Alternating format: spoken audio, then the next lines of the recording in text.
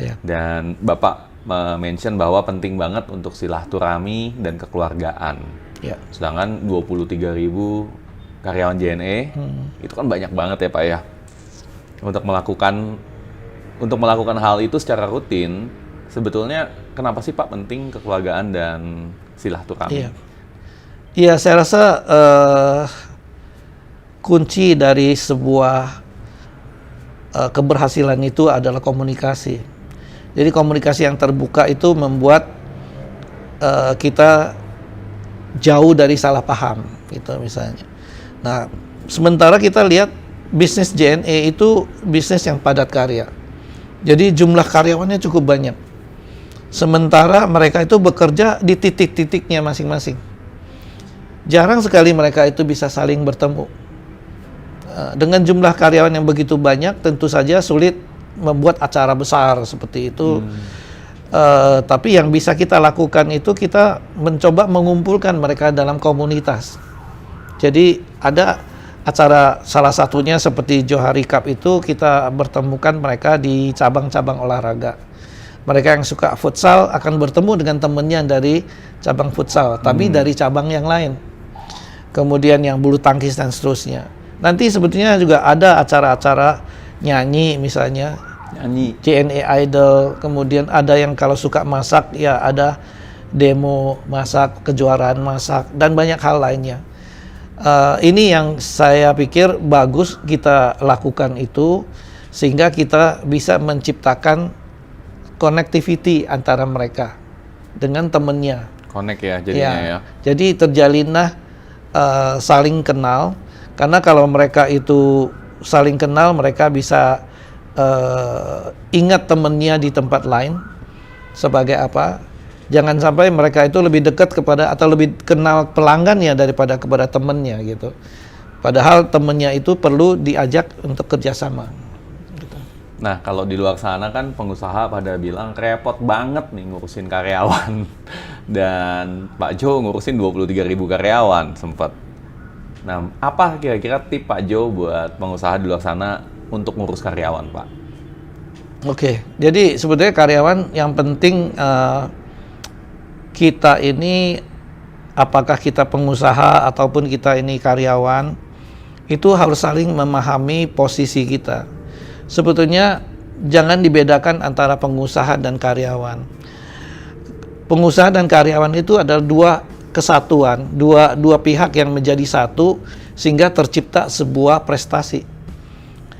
Kalau karyawan itu tidak bisa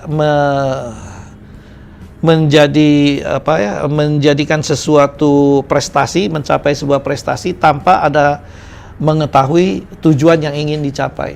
Sebaliknya pengusaha itu kalau ingin mencapai sebuah tujuan, dia tentu juga perlu karyawan untuk berprestasi. Jadi karena kita saling membutuhkan, maka yang perlu adalah menjaga saling pengertian di antara karyawan dan pengusaha. Kalau karyawan itu percaya kepada pengusaha, sebaliknya pengusaha juga percaya pada karyawan, saya rasa sukses itu masalah waktu saja. Jadi kalau kita saling mencurigai, justru itu tidak mungkin mencapai sukses. Jadi harus saling percaya. Menarik sekali. Begitu. Menarik sekali.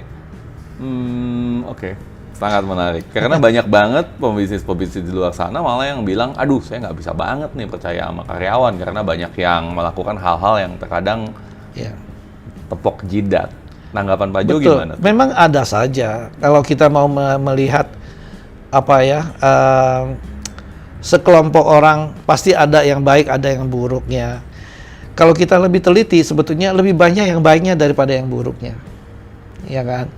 Nah, kadang-kadang kita ketika ada yang buruk, kita hanya lihat yang buruknya saja, sehingga seakan-akan yang buruk itu mewakili semuanya.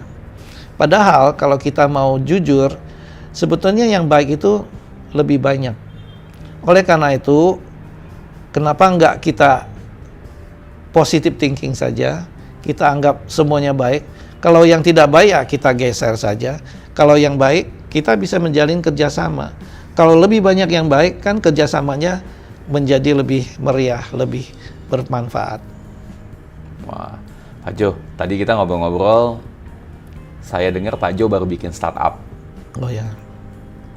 Yang buat saya penasaran, apa sih yang bikin Bapak dalam posisi sekarang dan umur sekarang yang masih bisa Bapak terus punya drive dan mau maju?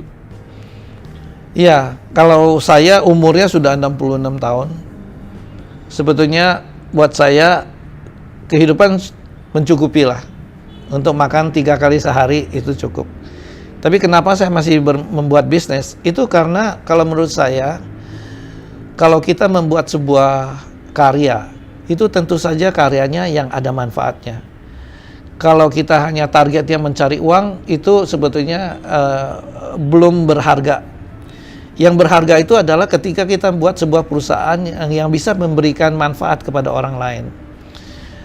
Banyak contoh, karena banyak bisnis yang terkena imbas dari kemajuan teknologi atau apa, atau model bisnis yang berubah. Nah, hal-hal yang seperti itu yang membuat kita berpikir, kalau saja kita bisa menciptakan sebuah model bisnis yang menjadi solusi terhadap persoalan mereka, maka saya yakin kita perlu mencoba dan memimpin mereka, mengajak mereka bekerja sama, yang akhirnya kita mengajak mereka keluar dari persoalannya. Ambil contoh, misalnya sekarang orang yang dulunya bisa jualan CD, sekarang jualan CD tinggal di copy saja lewat internet dan sebagainya. Lalu apa solusinya? Maka kita harus memikirkan bagaimana menciptakan model bisnis baru sehingga kita tidak perlu lagi jual CD, tapi orang tetap bisa bayar pada kita kalau kita mau bikin album misalnya. Nah, silakan aja mengunjungi beberapa startup saya yang nantinya bisa ditemukan. Sebetulnya saya sedang menciptakan bisnis baru dalam rangka menggantikan bisnis lama yang sudah kuno, sudah konvensional. Jadi beberapa startup yang Bapak bangun, salah satunya Kolase.